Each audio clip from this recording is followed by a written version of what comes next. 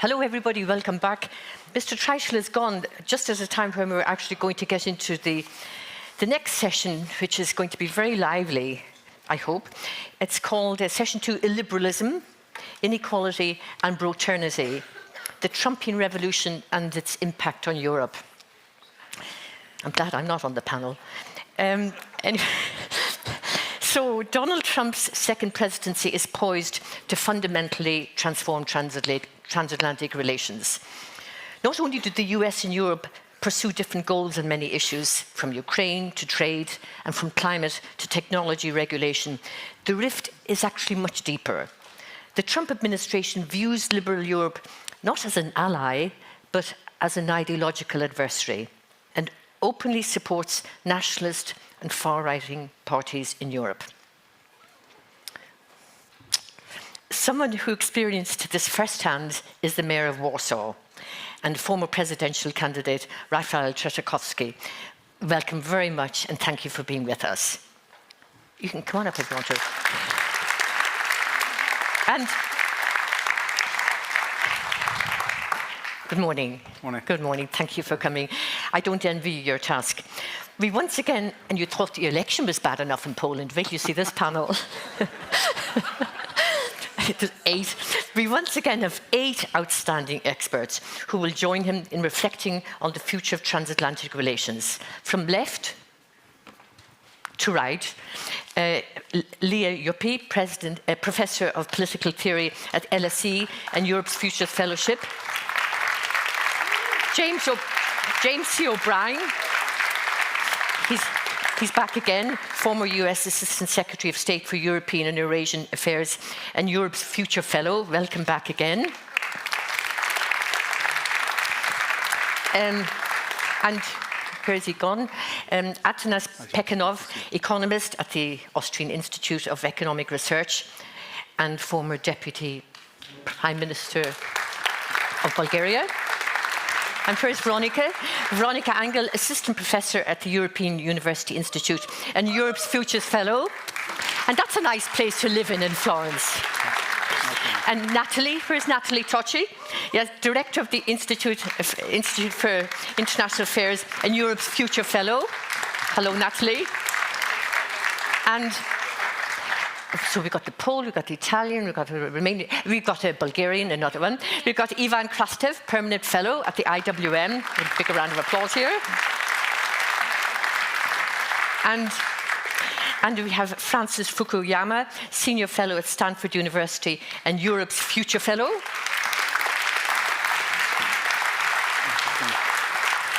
And welcome everyone on the stage. And just to complete the Central European particularly, and as Angela Merkel used to say, last but not least, Gladen Papin, President of the Hungarian Institute of International Affairs. Thank you very much and welcome.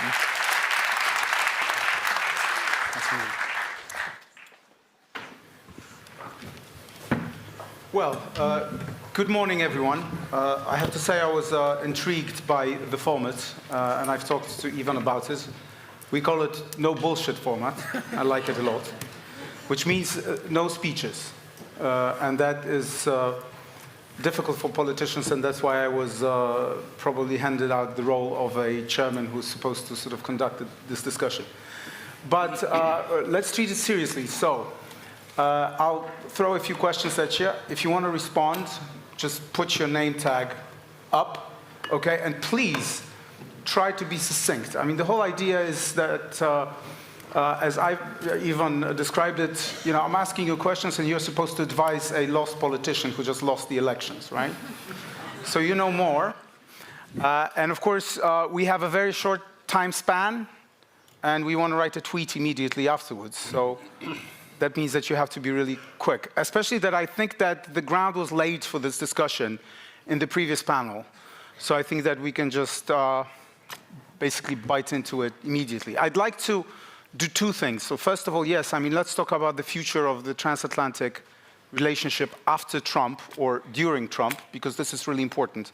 And of course, you know, the most important question is whether this is a temporary disruption or that's the end of the transatlantic relationship as we've seen it in the past decades. Because, I mean, to be honest, I mean, we've heard about pivots to Asia, you know, decades before. I mean, many American presidents were telling us Europeans, actually you Europeans, because we know it in Poland, that we should get our act together and invest in defense and that there is no more free riding. And I'm really surprised that we needed Trump to tell us that, to get our act together. And of course, for us, especially in Poland, I mean, the main question is whether we have learned the lesson. Because if there is a silver lining on this cloud of the war between Russia and Ukraine and Russia attacking Ukraine, is that it seems that the Europeans are learning a lesson. 15 years ago, when I was working in the European Parliament, we were preparing you know, a report about energy independence and so on, and we were telling our friends to be careful about Russia. They were all telling me that we were so absolutely obsessed with Russia. Right? When we were telling them not to buy cheap energy and so on and so forth. It seems that now, you know, everyone is paying a lip service to that lesson. The big question is, if this war ends, what's going to happen next? So, I mean, this is one of the most important questions for me. And now, later on, in the second part of the session, I'd like to talk a little bit about the resilience, democratic resilience, and what should we do with the populists, and, you know, short answers, how can we really entrench democracy and strengthen it in the face of populism, because of course the news from all around are not that good. So let's start with the US-Europe relationship, and let's start with the big question. I mean, is this really like a temporary disruption, and we can go back to strengthening the transatlantic relationship, and whether the Europeans have learned the lesson or not? And as I've said, please, short answers, and if you have any policy advice for us, then spell it out. Yes, please. We go to Hungary. Thanks, but it's an American Nobody's perfect. On the end of the spectrum. My apologies. My apologies. You know, my goal is to speak for the two most popular perspectives in this room, namely the current American and the current Hungarian one, so it should be fun. No, but I think that this is a really good question with which to start the discussion. My perspective is that it would have been fair to think during the first Trump administration that this was a temporary change in American politics, but I think it would actually benefit everyone in the room to look at the deeper causes that are leading to this structural change in the US. From my perspective, I think the main thing is that the US is undergoing a period of retrenchment, and there are reasons for that. In many ways, the period of the liberalism of the 1990s was experienced in a different way in the United States. It led to deindustrialization in the US, and ultimately what we're seeing is a kind of reaction to that. So people feel that the recipe for success that worked for the last 30 years is not going to work anymore. So they're looking for a different recipe for success, and there's now a serious intellectual and policy project behind that. So it's not a passing phenomenon, it's a deep phenomenon. But it doesn't mean the complete end of or burning of the transatlantic relationship. It means a refoundation of that on a different basis. This, I think, was not very well understood after the MSC earlier this year, that yes, the terms of the relationship will change, but it means more self-reliance. It means sharing a different policy perspective on both sides of the Atlantic. We can see from the Trump administration what they're highlighting. They consider migration to be a threat to national security, and they want everyone else to view it the same way. They want more resilient societies on a more conservative basis, thinking that that will make societies stronger.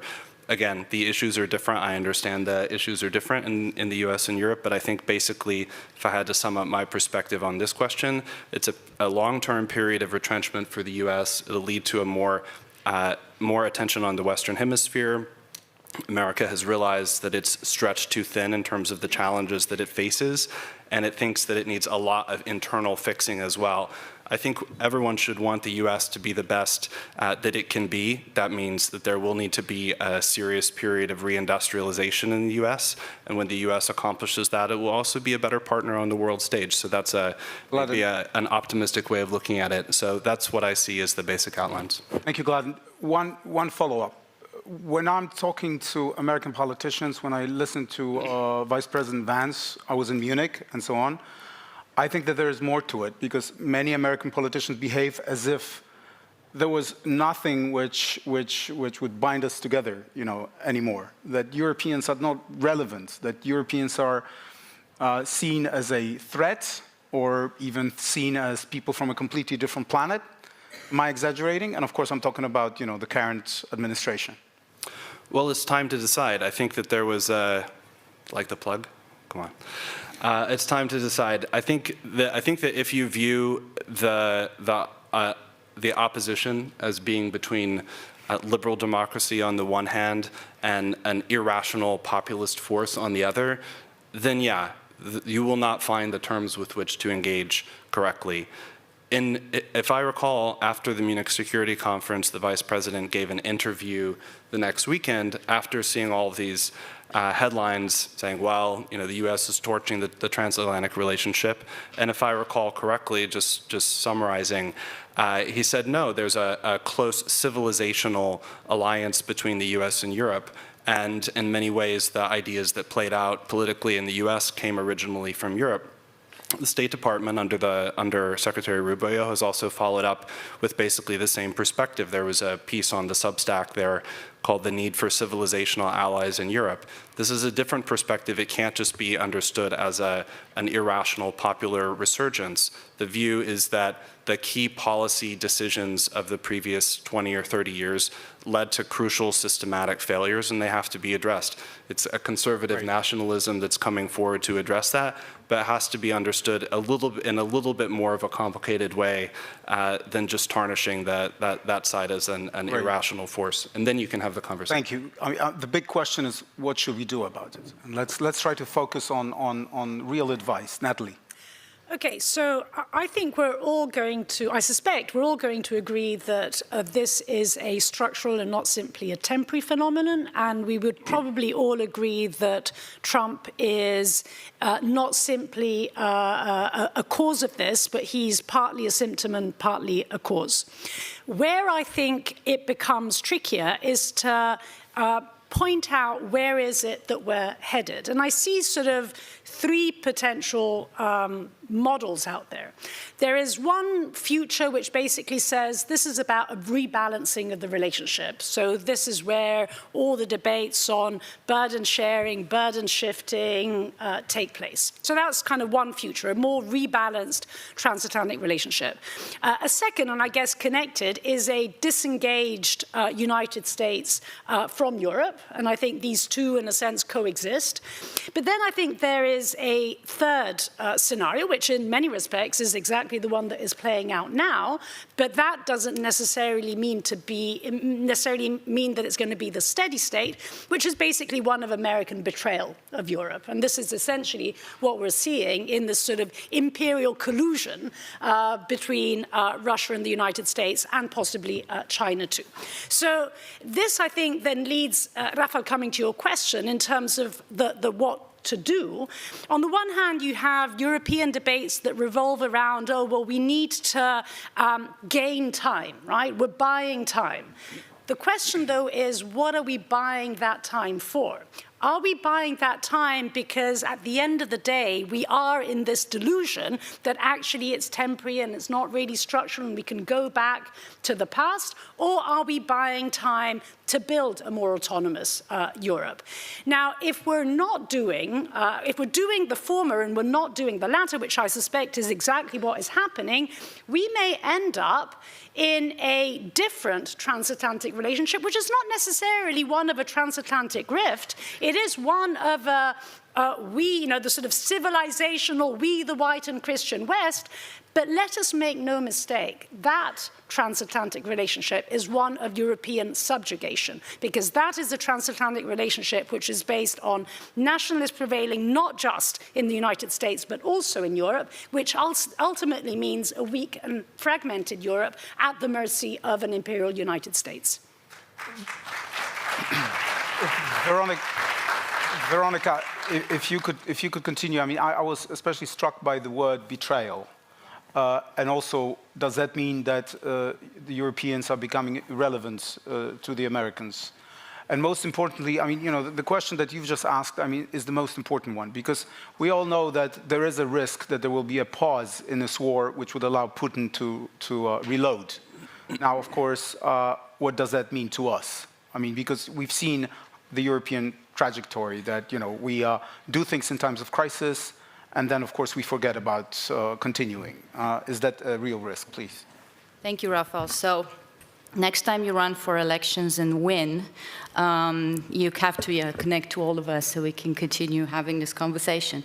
So I absolutely agree that Trump is a symptom and not a cause. The transatlantic relationship has been deteriorating significantly over the past 3 decades, and that is the first thing that we need to accept. I mean, we failed on so many levels, and it's an American failure and a European failure to establish everything, like joint economic policies to maintain Western order, leadership in the new global world, the transatlantic trade and investment that we didn't do either. We have to think about that again.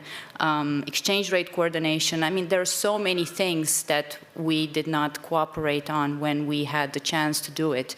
And now just going back to that world is going to be very, very difficult. But I think that it's important for us to make a difference between what is American interest and what is the Trump clan and corrupt network of business interests around the Trump family. And that those two things are not the same. And we know that the security issues that the United States has are similar to the security issues that Europe has. And we know that Ukraine is a shield for Europe just as much as it is a shield for American interests abroad. And all these things are going to remain as a continuation in the transatlantic relationship, something to build on. But of course, there are a lot of things that we'll have to take into account. US focus is on China, and China first, Europe second. Bipartisan protectionism in trade and technology. This will continue as well. The impatience with so-called European free riding will continue, and we have to build our own defense. So there are a lot of things that we know that we need to do.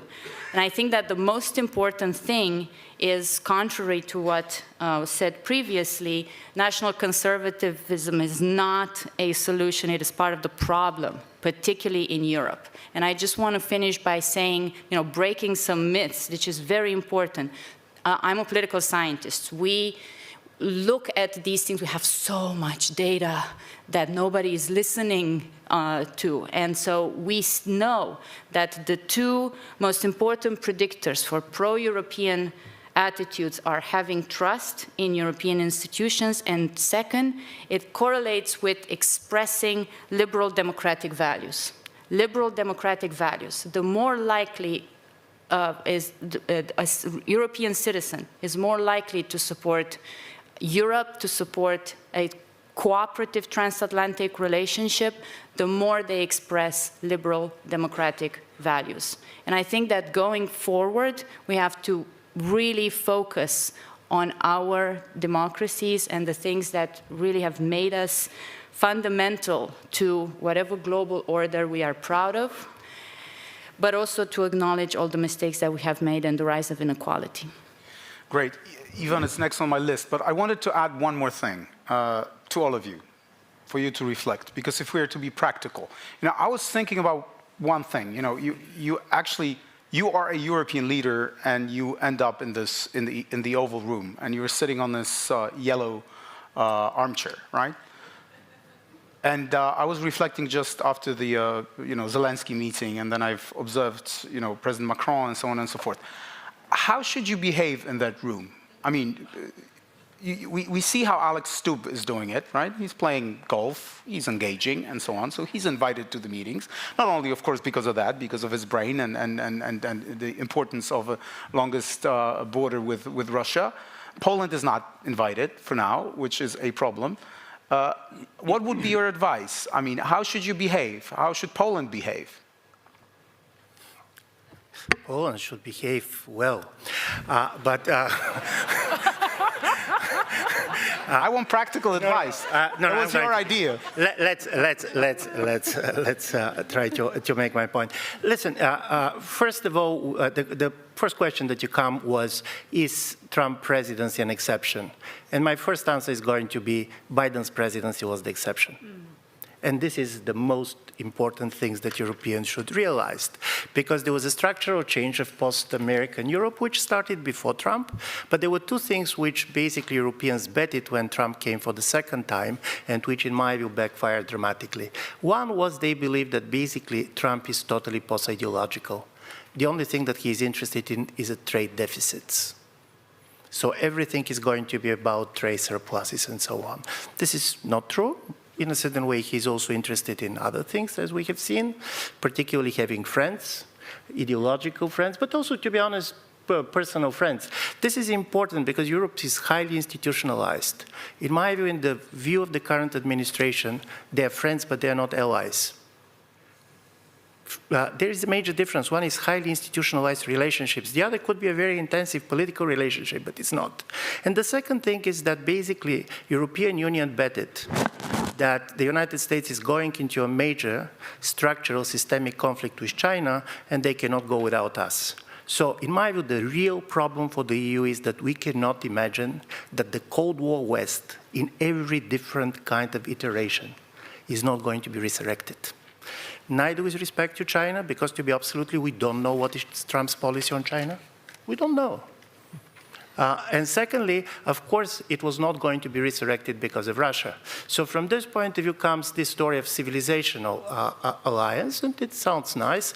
But for Europe, the problem is to decide which is the civilization. And this is not a simple story. And I'm sure that basically there are people on the panel who know more than me, but in a classical national conservative view, the Western civilization is defined as really white and Christian and basically going as far as Vladivostok. Talking about Poland, I'm not sure that basically Poland is going immediately to subscribe for this geography. And as a result of it, it's very difficult because one of the problems for Europe was that you have these small nation states. Some of them come as a result of the collapse of the previous big imperial spaces. And they have a totally different idea of identity. And in my view, this is the real problem for Europe. America is going to be there. We're going to have relations. We have, by the way, very important economic relationships. You're not going simply to divorce America in the way basically you're divorcing other things. But the story was that we have an identity problem, and I'm going to end up on this. There was a famous American writer, Updike. One of his characters used to say, "What is the meaning of being American if there is no Cold War?" And this is a huge problem for the American identity see from Europe. The only America that Europe really knows intensively is the Cold War America. And then suddenly we realize something which is very simple. Venezuela is more important for the American administration than Ukraine. We cannot believe it, but this is true. And this is true because suddenly Latin America became much more important for very important reasons. Migration, narcotics, say it anything. So I want to end up on this when you say Poland. The real story of Poland, and Poland more than anybody else, is to try to imagine America which is not the Cold War America that we know. Because if there was a country that was most kind of subscribed for the Cold War America, this was Poland. Well, funny that you mentioned John Updike, Rabbit Run, great sportsman who cannot find his way into adulthood, right? Kind of reminds me of the situation, the Europeans. Do we really find ourselves effectively in the new world? I mean, are we becoming irrelevant? I mean, I've spent so many years thinking about what we are about in the European Union. If Trump is only about business, if the Chinese are about business, we are supposed to be about values. Are we relevant? And how to approach Trump? I mean, how to build relationship with him when he is not very predictable, to put it mildly, and when he is all about business? So I'm going to do something that I always tell my students not to do, which is to question the question. And for me, questioning the question means questioning a framework that sees the relationship between Europe and the United States as a problem of geopolitics, when I think it's a problem of ideology and different visions of politics. And if you think about the relevance of ideology, you will find that the hegemony of this conservative, ethno-nationalist view is not just the hegemony of the Trump administration, it's also the hegemony of the Putin administration, it's also the hegemony of the Meloni administration, it's the hegemony of a number of actors within Europe. So it seems to me that if we return to the question of what is the ideological adversary here, and what is the diagnosis of that adversary, and what are the proposals, we will have much more clarity, and the Europeans that want to defend liberal Europe values, and however you want to call it, will then know what they stand for. So what is the diagnosis? The diagnosis we've just heard is conflicts of globalization, critique of globalization. What is the proposal? Return to social conservatism as a way of fighting globalization. So what is the other alternative to that? It's a liberal, egalitarian, socially progressive. Okay, but may I interject? But because if you're right, and I have a great sympathy with that thesis. I mean, we have a new Polish president. I'm biased, by the way.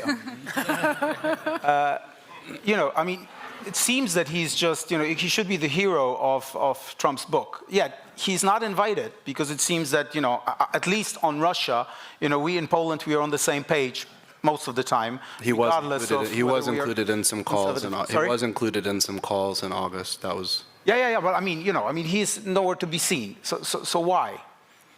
I mean, if it's all about the ideology. Because perhaps he doesn't show the right degree of ideological conformity, and Trump invites the people that have greater degree of ideological conformity and is more reluctant to engage with those who don't have the same degree of ideological conformity. But the problem with the Polish president or with the European liberals is that actually they have some anti-Trump stance, and that's fine, but I'm not sure they know where they stand constructively. So what is it that they stand for? We know they all stand against. We know they stand against Trump, against authoritarianism, against Putin. What is actually Europe founded on concretely, constructively? But this is a really good question. We'll go to Francis Fukuyama, because again, I'm trying to be really practical, because I was always asking myself a question again, how to approach Trump when you're a European, right?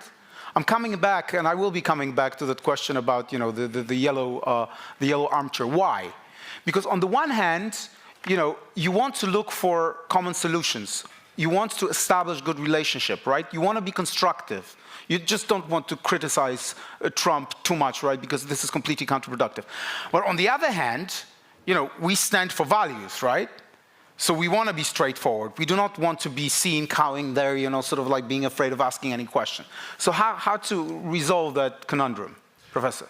So I think that the model that everybody, not just Europeans, but Japanese Prime Minister, the Korean President have all adopted is basically to flatter him, to personally give him gifts. So it was amazing, he imposed a 35% tariff on Switzerland. So what do the Swiss do? They give him a really fancy Rolex clock and a gold bar worth about $130,000. And all of a sudden their tariff Wasn't it the Toblerone? 15%, no? Yeah. Millions, yeah, actually. So that style assumes that Trump, the mafia boss, is going to be around permanently, and the only thing you can do is to flatter him. And his, I don't think it's ideology. I mean, you can't explain Trump's foreign policy in terms of any kind of normal underlying philosophy, because is he an isolationist? Well, not when it comes to Brazil, not when it comes to bombing, Ferdos in Iran, not with regard to, the Middle East. It's all about him personally, right? That if you flatter him enough and you nominate him for a Nobel Peace Prize, he'll be nice to you and he won't impose a tariff on you. But I hate to be the bearer of good news at this conference, but I really do think that we've hit peak Trump.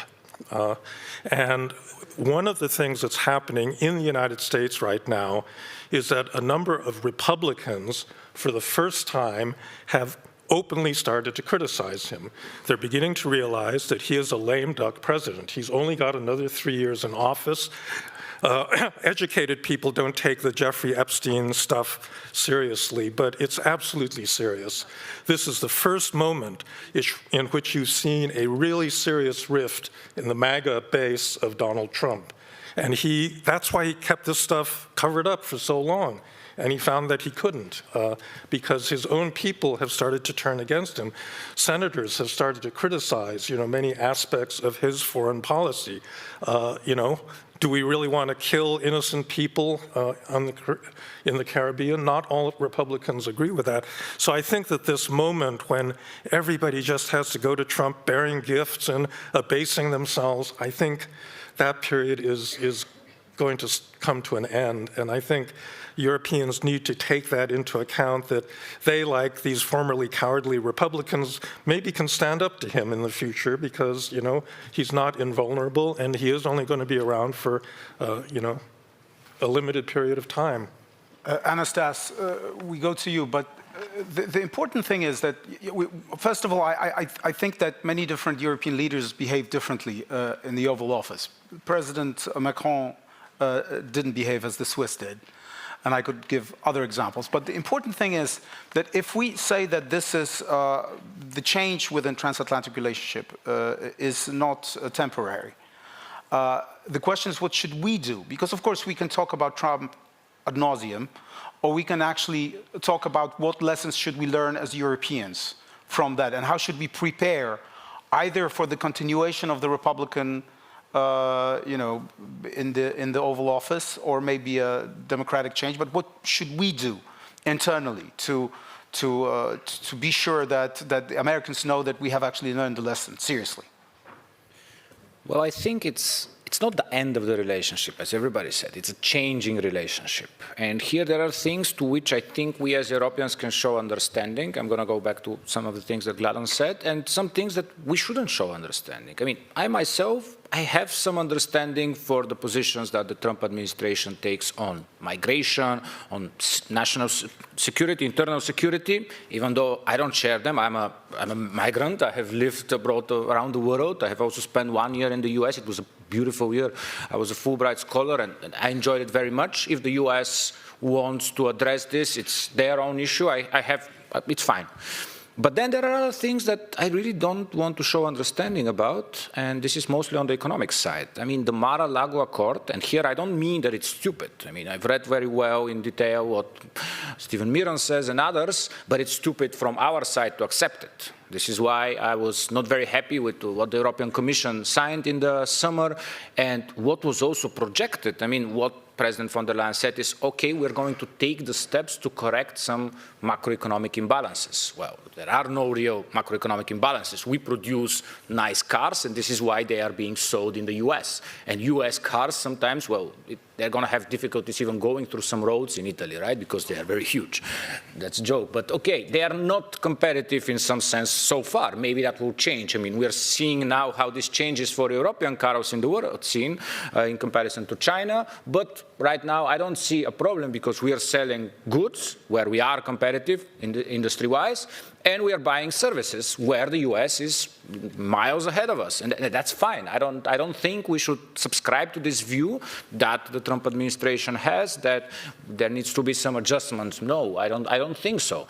And even it was said by Howard Lutnick in the summer that, well, they care about our single market. It's huge. It's the biggest single market in the world. We should use it, not just give up what we have as our unique power. So on this, it's very hard for me to agree with the prescriptions and the views of the Trump administration. What we should do is use the single market as a tool and not just give it up.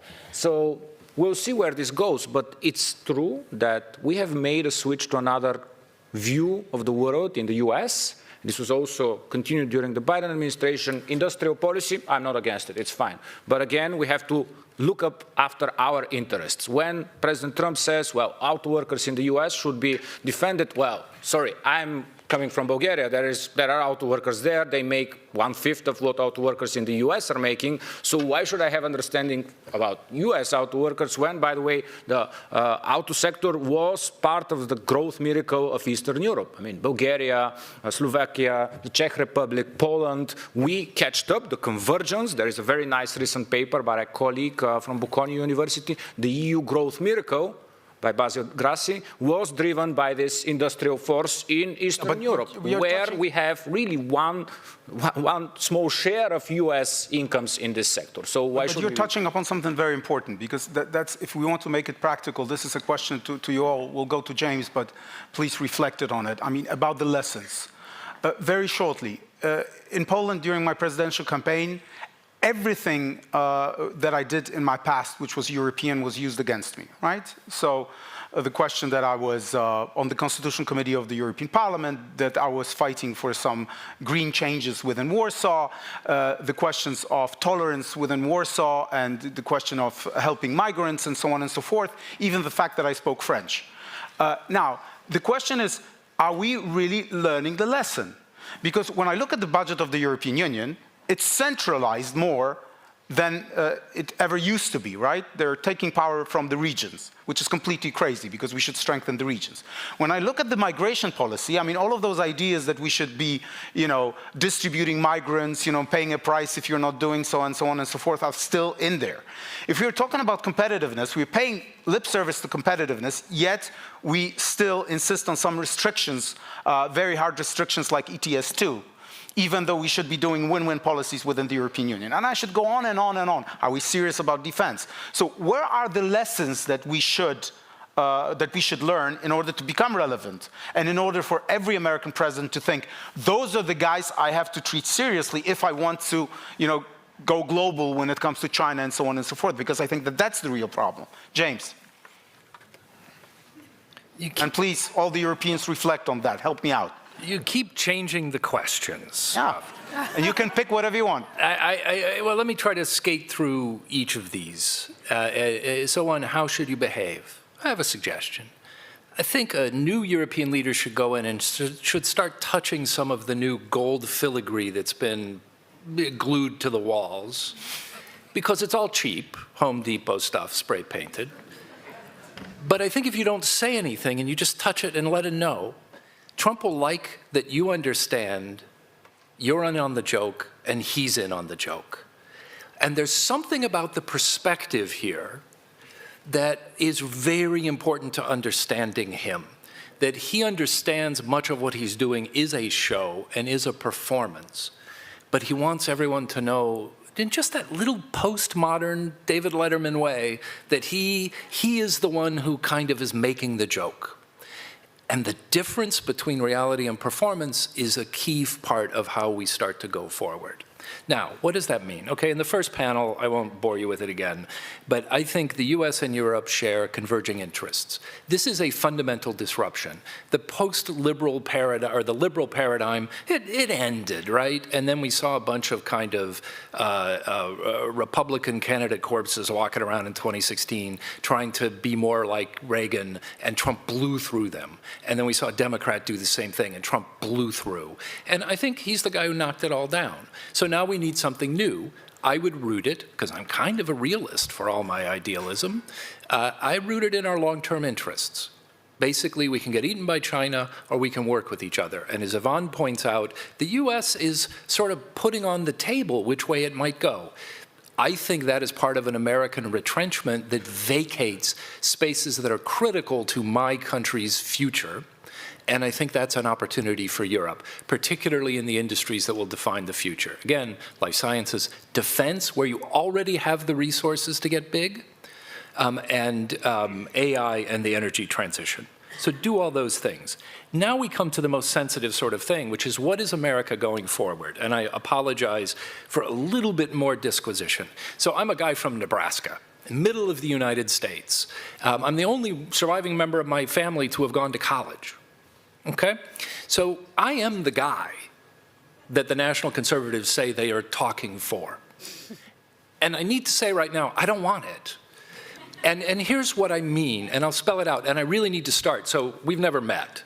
Thank you for bringing us together. Everything I've read and heard from you, you're, I think, a legitimate, thoughtful guy, and you do a lot to try to move the far-right conversation in a constructive direction. So thank you for that, because this conversation, this national conservative, whatever label it gets put on it, this conversation is a perennial part of American political conversation.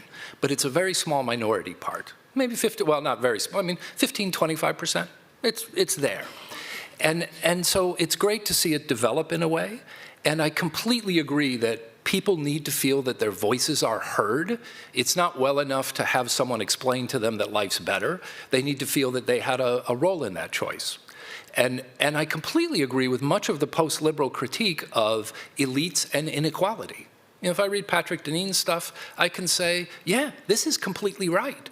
You know, I was at Yale Law School 20 years ahead of J.D. Vance, and you know, I had my own experiences there, but I didn't have his. I don't know what, you know, he's complaining about, but the simple fact is those are a set of self-perpetuating elites, and what's gotten worse in America since 1990 is this incredible inequality. And what does that mean for people? It means that what it is to be accepted as a normal American is sort of the definition, it's constantly receding. So even if I can buy a bigger flat screen TV and I can get to board the airplane sooner and sooner, what I know is there's now a permanent elite of people who will never even go to the civilian side of the airport and who are going to be, I don't know what, you know, staging the opera in their house because they don't want to go out among the common people. And so my sense of what is shared experiences is deteriorating. Okay, sorry, I'm waxing on a little bit, but I'm getting into Leia's territory. But I want to come back to how I think this matters for the way Europe and the US talk with one another as we go forward. Because I suspect what we're beginning to see is a new definition of the kind of public discourse that we can have. And it's a public sphere. We ought to be talking about the public sphere that focuses on the goods that enable a decent public life. So how does that play out in electoral terms? Well, we just saw, I think both in Trump's election, but certainly in the November 25 elections, what we saw was that voters said, we want to talk about affordability. We want to talk about the things that address our feeling of not being heard. Those issues are the ones that not only swept, in this case, it was all Democrats to victory, but including on boring things like utility boards. But it produced dramatic shifts, like young men voted for Mamdani by plus 40 over how they voted in the last election. And that's because they were looking for a message that gave some meaning to their life. And that's a place where for the first time the transatlantic conversation can be a conversation that's about the issues that drive our politics. What frustrated me in my job was that when I would talk to people, it was very hard to find a topic that actually instigated changes in the domestic politics of our countries, migration, inflation, et cetera. You know, we were off talking about other issues. And now we need to have that conversation.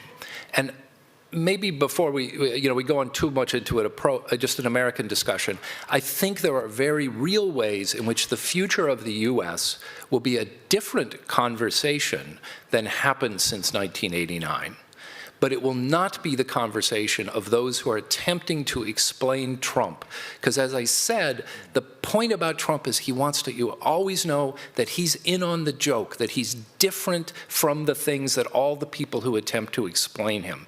And I have my own views on what drives him, but what will come after him will be a discussion on the topics that he's put at the center of our politics, but they will not be the answers that are driven by those who try to predict what will come, because they have always been a part of American life. They have never won in American life, and I don't see a way that they can stick as the dominant frame in an America that is even more diverse and more dedicated to people wanting to be able to afford a good life, but to decide for themselves what that life is, and not have a new elite tell them that they should obey Catholic or other precepts. But that's Ivan. Yeah. I go because in my view there are, in a certain way, three different questions. One is how to deal with Trump. And on this it's not very difficult. Talk to the Gulf countries. And you know how to do it because we're talking about particular personalities who is very strongly, very much in his ego. He's very narcissistic. You can like it or dislike it, but this is not something that is difficult. Secondly, is how to deal with Trump's America. Because nevertheless, the Trump is very specific. Even if Trump is out and even if Democrats are going to win the elections, it does not mean that this type of a radical change is going to disappear. And this is a different story because this Trump America basically is in a different place ideologically. Geopolitically, it works with the different maps of how the world looks like, and it's going to stay there. Even in opposition, but it's going to stay there. In the way now people are accusing basically the conservative right in Europe that they don't deal with America but only with the Republicans, we should not make the same basically mistake, believing that if the elections basically are going to win by the Democrats, it means that all the Trump's legacy is disappearing. But for me, the third important question is how we are dealing with Trump in the way to consolidate our own voters, to give ourselves identity and not simply dealing with them. And for me, the answer is, we should say we are different. Probably there is a move. By the way, there is a strong move to personalization of politics. In a moment when you have high level of mistrust, people are much more ready to trust charismatic leaders than institutions. It's everywhere. These charismatic leaders can be on the left and on the right. Mamdani is also a charismatic leader, and this basically gets support because people can identify with him. And of course, even if they're going to be a next president, he's not going to return immediately power to the Congress or to the bank. This consolidation of executive is going to stay. For Europe, the problem is to say we are different. And for me, the most interesting, as an example, was when the COVID started. All the countries basically started to do the same. I mean, China, America, Europe, because it's such high level of uncertainty that you're doing what others are doing because you're afraid that if otherwise you can get wrong and you cannot explain to your voters. And then the Swedes said, no, we are different. Listen, I'm not a specialist on medical policy. I don't know how good or bad they were. But this daring to say, I am different. Even if the world is moving in these directions, we are different. And by the way, good reasons we are different. Small countries, different kind of a history, different type of institutional legacy. In my view, this is the way to deal with this. And this is why tactically, you can give chocolate to Trump. But it is very important to understand that when you talk to Trump, you also talk to your own voters. And there are two things that does not work easily.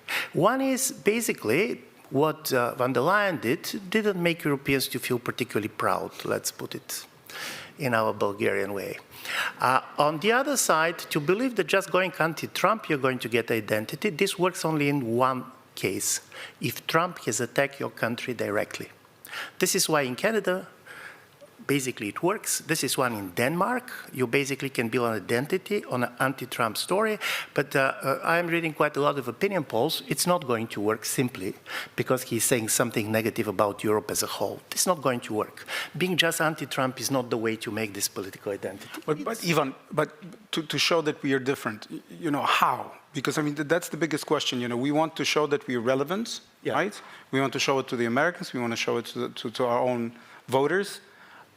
How are we going to do that? Stay true to ourselves, prove that we are relevant in what issues? Because, I mean, I think that James told us a bit about, sort of like being a bit more inward looking and trying to read what's happening in our own countries, but then how to reflect it in international politics. No, but listen, even in international politics, nevertheless of what kind of speeches we're doing, nobody is going to believe in the next 2 or 3 years that the European Union is the most effective military power. We should basically build our defense capabilities, and this is very important, but to try to pretend this, some psychologists recently I was listening was talking about toxic positivity.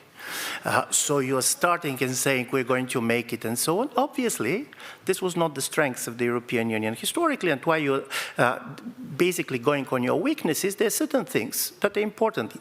On the previous panel, there was talk about this is a good place to live, but we should explain why. Why people like to live in Vienna, which is not probably the wealthiest place. And what is this? And in my view, the most dangerous thing is when you try to explain yourself in the categories of the other side. Then basically you are never going to win on this. You cannot do it. And from this point of view, where Europe was strong, in a strange way, part of the strengths of Europe was coming from the fact that we were not particularly military powerful, and this allows other countries to develop certain type of relationships. From this point of view, Habsburg history is critically important. I hope I'm not going to offend anybody, but Habsburg Empire was not military the most amazing things that we have seen during the 19th century. You know this famous saying that in Berlin situation was serious but not hopeless, but in Vienna it was hopeless but not serious. I'm saying this because at the same time, Habsburg Empire managed to convince all other great powers that they are critically important for the balance of power of Europe. And this was a major success.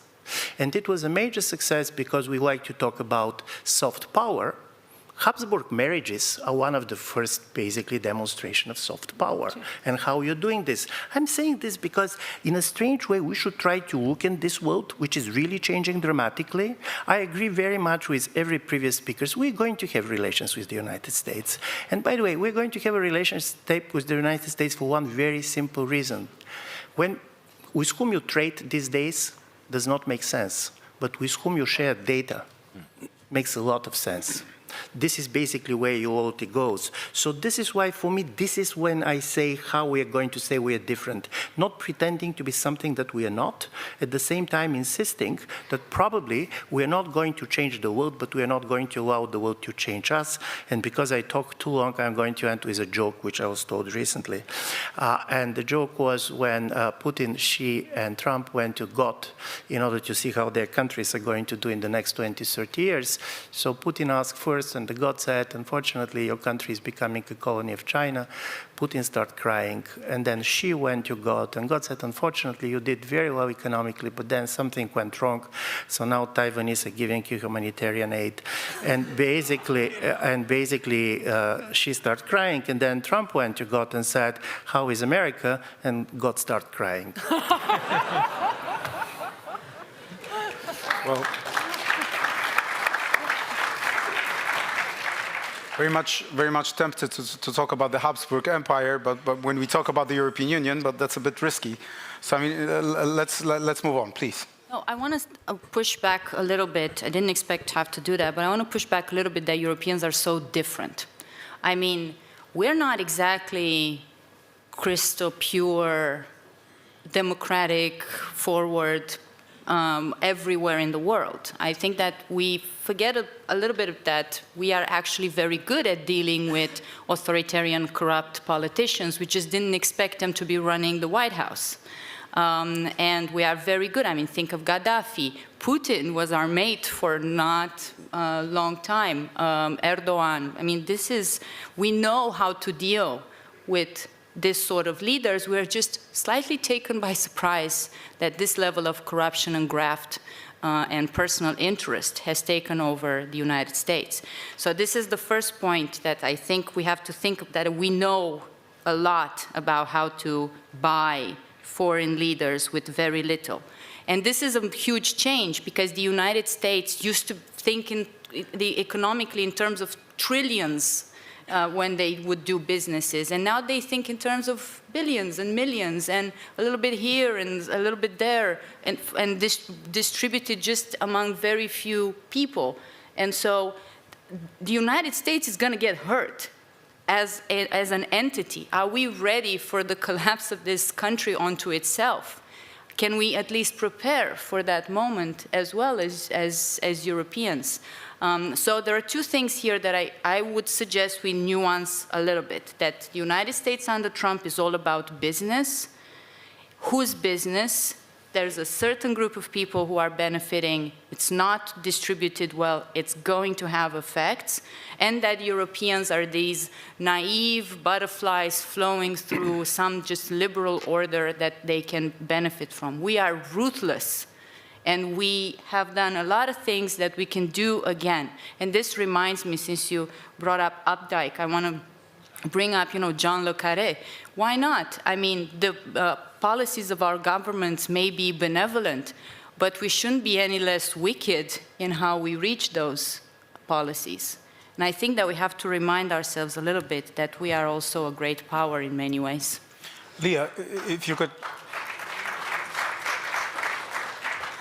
could take on from that, because you started with saying that this is not too much about geopolitics, but it's more about ideology. I mean, and my question, which ties into what Veronica just said, is, are we really different in Europe from what we see in the US? Or are we just one electoral cycle after the US? Well, I think it depends on what we mean by Europe. So let's say what European Union for now. Okay. And I think the European Union does have a founding project. It actually comes out of this prison camp in Italy, Ventotene, where the founding fathers of the European Union, Altiero Spinelli and Ernesto Rossi, came up with a manifesto for what the future of Europe after World War II should look like. And surprisingly, that manifesto has a lot of good ideas for what Europe should be doing, all of which have now been trashed by the new right-wing forces that have become hegemonic in Europe. And if you ask Giorgia Meloni what she thinks of the Ventotene manifesto, as she was asked a few months ago in the Italian parliament, she said, I don't know if this is your Europe, but it's not mine. And I think in that statement, you have a very, very nice ideological, clear view of what one Europe is versus another Europe. What is the Europe that is becoming hegemonic? What is the Europe that is emerging, that is going to eventually completely suppress this Europe of the founding fathers? And what could be an alternative to it? And my concern is the way in which the conversation is conducted in the European Union. It's all about policies. So we want to know what is our policy on defense, what is our policy on migration, what is our policy on energy, what is our policy on tech. But actually policies don't win elections. In democracy, it's done with politics. And the right is very good at having politics, but no policies. And the alternative is a shopping list of policies, but no politics that you can actually present citizens of Europe and say, this is our Europe, this is what we stand for politically, this is where we need to go if we want to change the way things are done. So it seems to me that it's, and of course, the European Union, now going back to the institution, has an incentive in generating policies, because it doesn't have a political mechanism of legitimation. It has 27, so it's much easier for the United States to have politics because you only have one election, you don't need to worry, you have a federal structure that's very clear division of responsibilities. In Europe, you don't have that. You have 27 mechanisms of legitimation, so 27 political discussions, and so it's a lot easier for the EU to come up with policies that are presented as though they were self-evident, obvious, not really requiring any democratic legitimation, any democratic debate, and that's what eating Europe from within. Because if you have policies but you don't have politics, then the politics is given to you by someone who has a very, very different view of what Europe should be, and actually, ultimately, as the Meloni statement says, an anti-European view of what Europe should be. But this is a good question, because, you know, where should we go in the European Union drawing that lesson and asking ourselves whether we are still relevant? Because I kind of disagree with you, because I don't think that we've built the European Union of Spinelli, who was a federalist, and we've done something different with Jean Monnet when we were trying actually to balance out the intergovernmental and the supranational. Yeah, that's, now that's where I'm saying the mistake is. So I'm giving you a diagnosis of what went wrong with the European Union and an alternative that was not taken. I'm taking a huge issue with that, because I think that we've invented something wonderful, that we've actually created a balance. The problem is that this balance is now being destroyed, because now we are actually creating something too intergovernmental, and now the Commission is playing with the member states instead of with the EU institutions. But the question is still about the relevance, and let's go back to our American friends on that. According to my count of the left-right balance of time, I'm entitled to a 35-minute intervention at this point. I'm just kidding. Well, I think that something very interesting has happened on the American side of the Atlantic, which is that there is now a criticism, that there are two things. There's a criticism of left-wing liberalism that's been playing out within the Democratic Party, and there's a criticism of right-wing liberalism and its effects, which has been playing out within the Republican Party, leading to the presidency of Trump and the reformation of the GOP on a different and more national conservative basis. Now, like my American colleague, whom I also hadn't met beforehand, although whose work I've followed closely, I also come from the deep Midwest or Southwest. My family is from Arkansas and Oklahoma. And then I also spent some time wading through so-called elite institutions.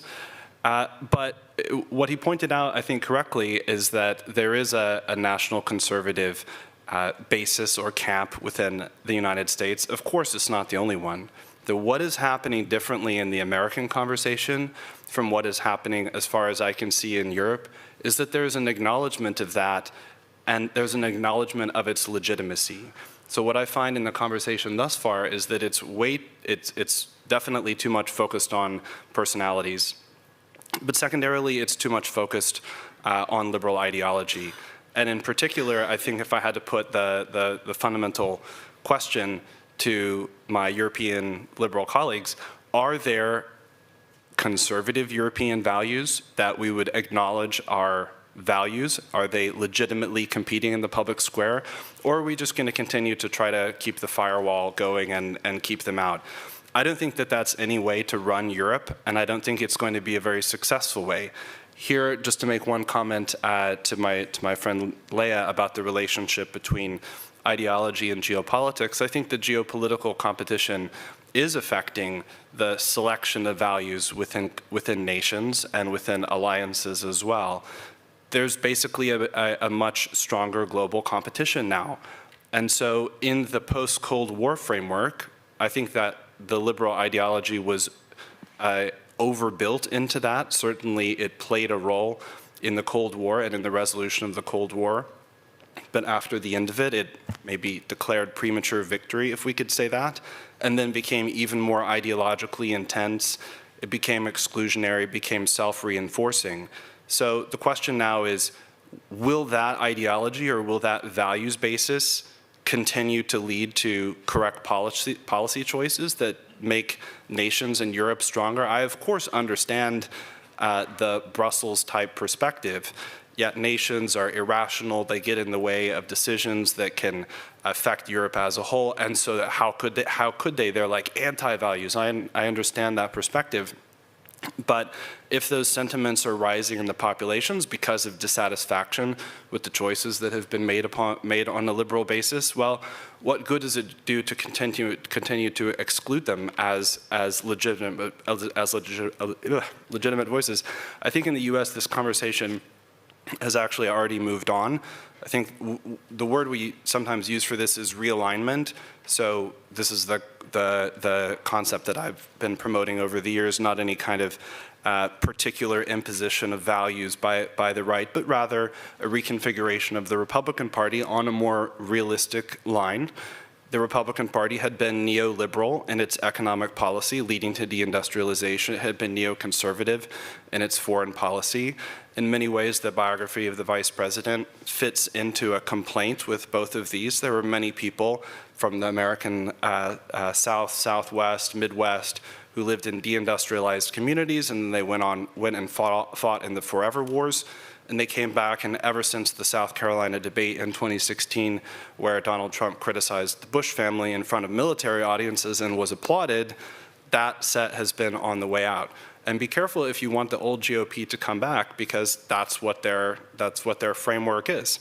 So if you want the neoconservatives back in charge of American foreign policy, then by all means, roll your eyes at Trump and just be careful what you wish for. And I think I'll just leave it with this: the fundamental question for me is the liberal hegemony going to hold in Europe, and can it make Europe successful? My only advice as a first step would be to acknowledge that there's a legitimate debate about what values are important in politics. Certainly in the US, there's already a left and right-wing debate about this. Hasn't really crystallized in the Democratic Party, though it will. But it's a geopolitical question as well. But I have a question to you exactly on that. Because the thing is that, we talk about liberal values, we talk about conservative values. I don't want to take an issue with that, who is really representing conservative values in the US. But a very practical question, because I agree with you that this, eye rolling at Trump is not going to help us, right? Or criticizing, the new American establishment and so on and so forth. Now, the question is really this, how to really make Europe relevant to the American conservatives, because it is, and forget about all the simplifications about us, being crazy leftists, liberals, and so on and so forth. Because at the end of the day, when you look at what's happening in the European Union, there is a certain advent of of a state, right? Especially within the European Union. I mean, we are drawing some consequences from the policies that we have been supporting, and so on and so forth. Now the question is, can we really show it to the conservatives in the US when we are talking about, the main question, whether this is a temporary disruption or whether we still can be allies that need one another?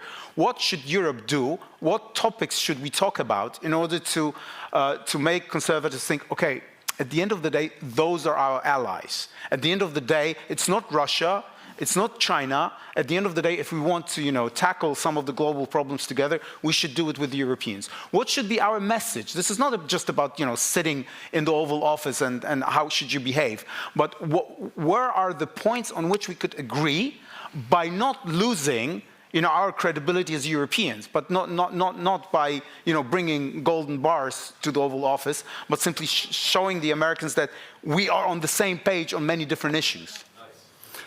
So one thing I would say is this is not purely the relationship between the United States and Europe is not purely a political relationship. The spending commitments that were made by European NATO partners at the NATO summit were made by all the sitting governments. So the U.S. government interacts with all the sitting governments of Europe and has goals and good partnerships that it wants to maintain. So let's not over politicize every aspect of the relationship.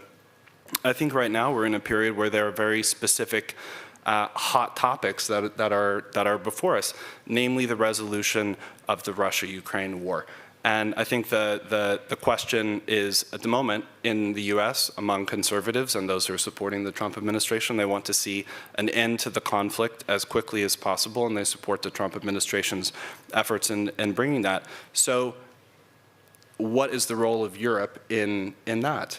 This is currently a question because right now it seems a little bit reactive. The Trump administration puts out a plan, and then Europe, which had not put forward a plan, then puts forward something kind of lightly designed to undermine that or criticize it later. I think this is a problem that this is more of a brings us more to the field of diplomacy rather than pure politics. So it's not an ideological question. I think the relationship occurs on several different levels, as it always does in politics and diplomacy. Yes, there is a values question that hovers over the relationship. Again, I would just reduce it to, are there conservative values or not? Can we admit that? That would be a good starting point. You say yes, some people say no, some people say they're anti-values. If you want to understand, if you want to have that political conversation, that will have to change. Of course, but there's also pure diplomacy, increased spending. The increased spending commitments are not political. The question is, well, then what? So there are many different things that can be sorted out on a totally non-ideological basis. From what I can see, the Trump administration is very happy, again, not speaking for them, but from what I can observe, they're very happy to deal with partners who understand their own interests and bring them to the table. The interests are different, like the other colleague over there said. The interests are different. Maybe there's an agreement, maybe there's not. But then there's this larger question about Europe's role in the world. What is it that will make Europe strong, either for itself or as a partner? Does that include conservative values, or is it are we just banking here on the continued power of liberal hegemony, and will that lead to the correct decision making? Again, I understand the different perspectives there, but there hasn't been a debate. So right now, I think the most important topic in front of the world is a diplomatic question, and the role of European diplomacy in that, whether it's going to be cooperative or whether it's going to be non-cooperative, and like a good partner or a bad partner, is a big question. And let's not ascribe to American conservatives this, when American conservatives who support the Trump administration talk about allies in Europe, they mean the NATO allies, and that actual allies. This is a term, this is a treaty term. It's not like some Eurasian metaphysical metaphysical thing. That's fake news. I would love to agree with you. The only problem is that, why is there this sense of betrayal? I mean, the sense of betrayal when it comes to the Europeans, for now, of course, we'll see what the end game will be, is not because of ideological differences, but because of a very plain argument that even if you prioritize business making, I mean, if Putin and other dictators just understand the language of power, I mean, we just have to be tough on these guys, because if we are going to be weak in the eyes of Putin, every crazy dictator in the world will actually see it as a weakness of both the Americans and the Europeans, and I guess that this is a problem. And that's why we are worried about Trump, not his style, not the unpredictability, not the question that he's not really listening to the advice of the people, who are establishing policy. That's secondary. I mean, the real question is the end game. Are we going to be more secure in Europe and in the world, or less secure? And that's why we're worried, and that's why we talk about the betrayal. Natalie. So let me profoundly disagree, both with what Gladden was saying, but also with your framing of the question. Mm-hmm. And I think this goes back to, okay, so how do we deal with Trump? Oh, well, we need to flatter Trump. Fine, others do it, the Saudis do it, the Qataris do it. Look, Putin does it. Putin flatters Trump, right? When Witkoff goes to Moscow and he's presented with the portrait, yeah? But it's a flattery which kind of sounds a little bit like, I'm taking the piss out of you, right? It's not a humiliating flattery. I think our problem as Europeans is that we confuse flattery and self-humiliation. This is what we've been doing.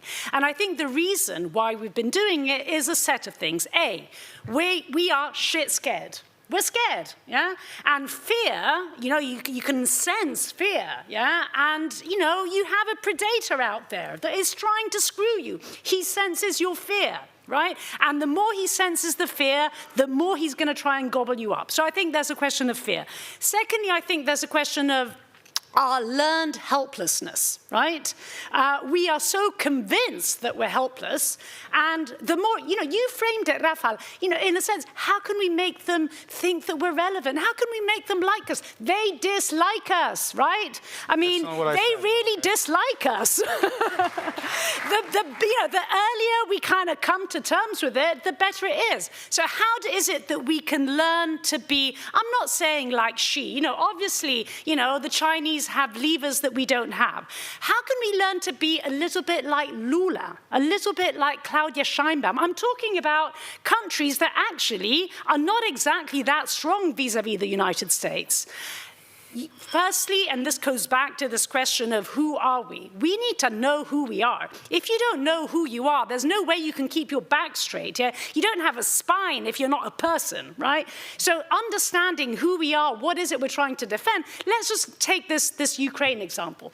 Rather than trying to see, oh my God, how can we mitigate the damage and how can we put 19 points instead of 28? Bullshit, yeah? Why don't we go to the White House and say, Mr. President, thank you very much, okay, flattery is important. Thank you very much for your efforts. You know what? The world needs you. The world needs you. There are all sorts of wars out there, and they just cannot do without you. Can you please, on this one, step to one side? Just let it go. You can have your business deals with Russia, no problem. Just let us deal with this. All you need to do is keep the intelligence going. There we have an objective problem. You can make some money because we can still buy the weapons that we can't produce ourselves. And for the rest of it, just step aside. The world needs you. But you just made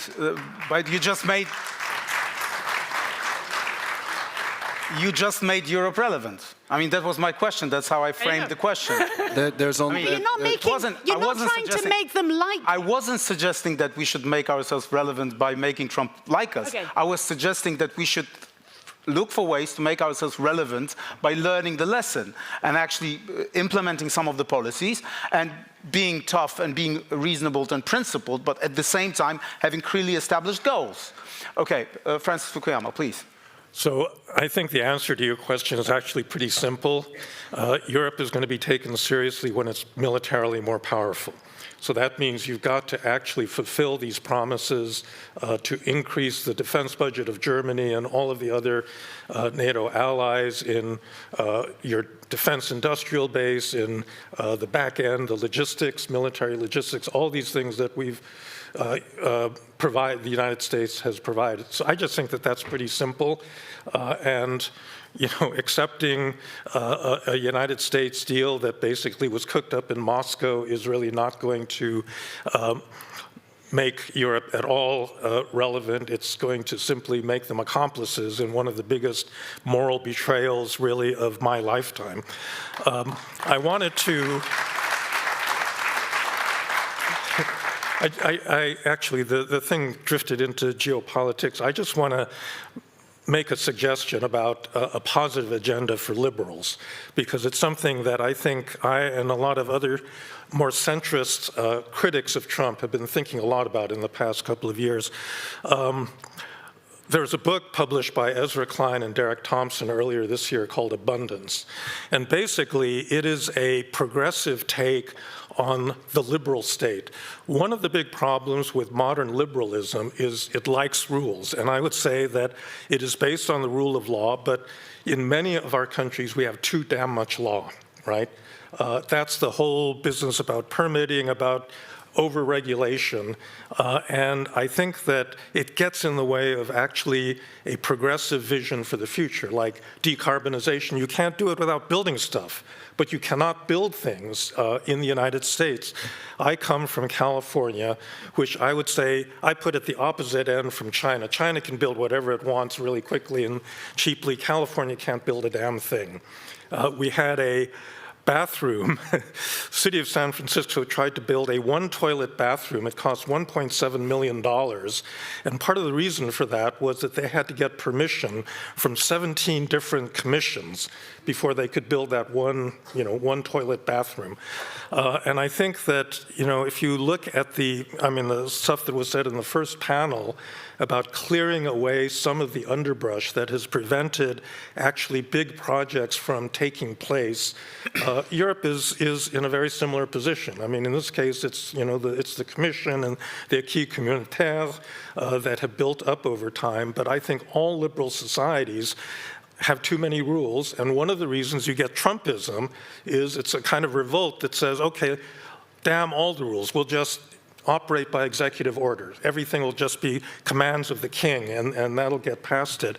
And I think that if you're going to have a positive vision for a liberal future, it has to be one in which liberal governments can actually build stuff again, and that requires a serious, pruning back of the structures, the institutional structures that produce this kind of paralysis. I invented this term in one of my books, vetocracy, meaning a democratic political system in which there are way too many ways to veto common action.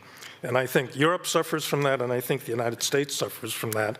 And if you don't address that, you're going to get more people like Elon Musk and Donald Trump that basically just want to blow up the entire structure. Anastas, 1 minute.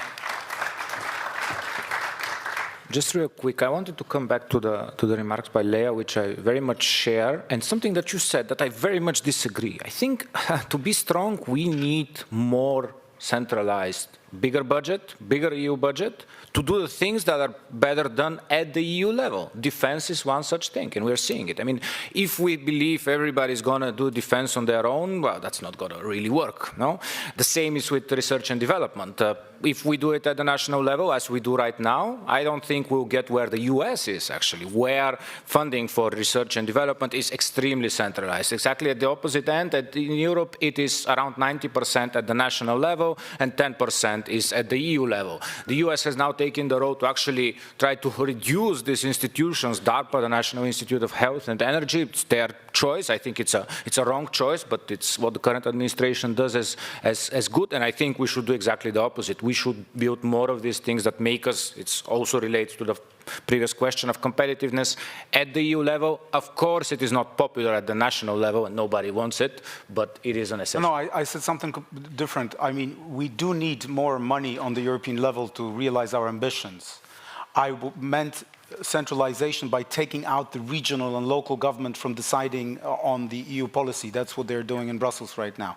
Okay, James, please. Where do you want to go? Yes, James and then Leah, but please. Okay. 1 minute each because we have to be... First, making peace. A year and a half ago, I had the outlines of a ceasefire plan. All the hard work was largely done. And the question put to the Trump transition is, do you want Biden to force Ukraine to make compromises, or do you want to take this on? The answer I got back was he doesn't even want to hear about it. What he wants is to make the deals with Russia and use that as a basis for resolving Ukraine. That is exactly backward. I also want this war to stop. The way you get it to stop is you make clear to Putin that he can't win by waiting and just fighting militarily. And that's why the military buildup is critical. Trump has taken the long road and delayed this, and if there had been stronger European voices to which he would have listened, then we might have gotten to a point where we're at now, a year and a half ago. So that's one. We couldn't do it because we were a lame duck and nobody knew what Trump would want. The second thing is when we come to what the agenda will be going forward, I think I want to make a point about our politics. Politics is not about, being a centrist is not being at the middle point between Stephen Miller and me, right? It's not a matter of the policies. It's a matter of grabbing the center of attention, the things that motivate people to actually give you their political mandate. And Trump did that brilliantly. But now we're in a different phase. And the most recent kind of large-scale polling that I saw said 40% of Americans, they want a discussion about affordability. And maybe about a fifth to a quarter want a discussion about order and rules. That tends conservative. About the same number want a discussion about rights. That tends liberal. But even within those groups, there's a real emphasis on affordability.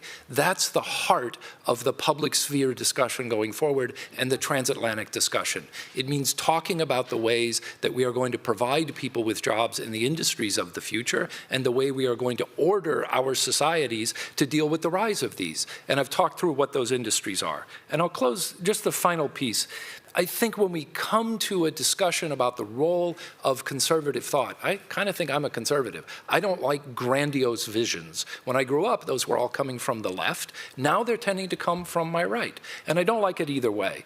And so what I really dislike, like when I read the Patrick Deneen stuff, it's all fine. Everyone points to it as what the agenda is. And there's a lot of good critique in it. But then it includes something like this.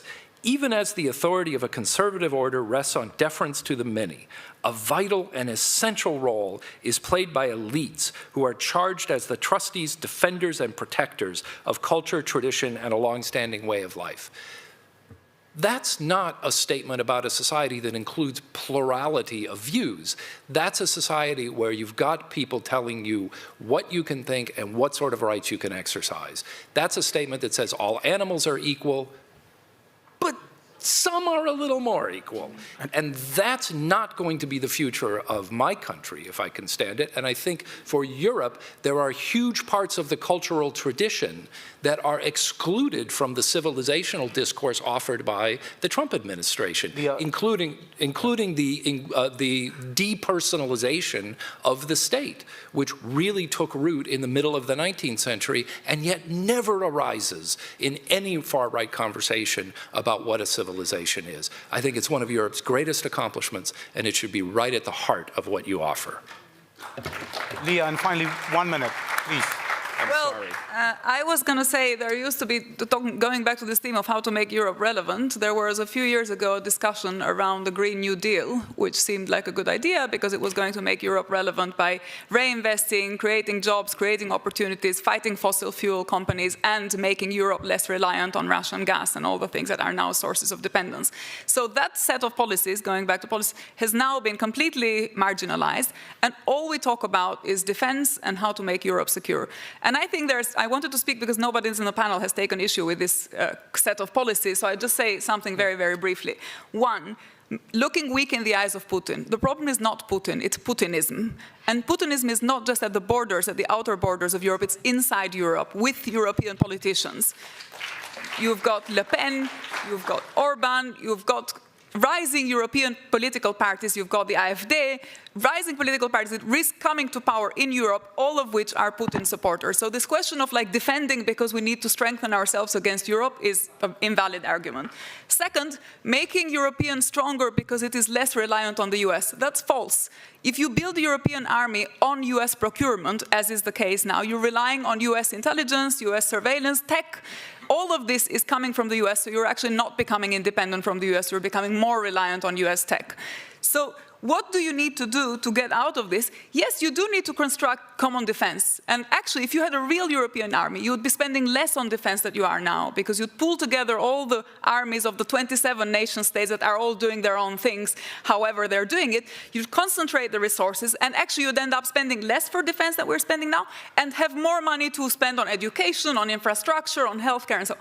All of that is not going to fly if you don't have a political project, because you can't go around and say we need a common European army if you don't have a project that the European army is defending. So that's just my plea for how to make Europe relevant again.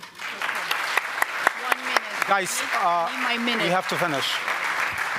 Guys, we have to finish. I think that we could continue this discussion for long, and take an issue with where should we go. Federal direction, or listen to the people a bit more. But at the end of the day, I think that we all agree that in order to make Europe relevant, we just have to be courageous. And we have to stand for our values, and we have to continue with the policies, even if we have peace in Ukraine, so that we are not just strong in times of crisis, but then we continue on and on and on and on. Thank you very much for this discussion.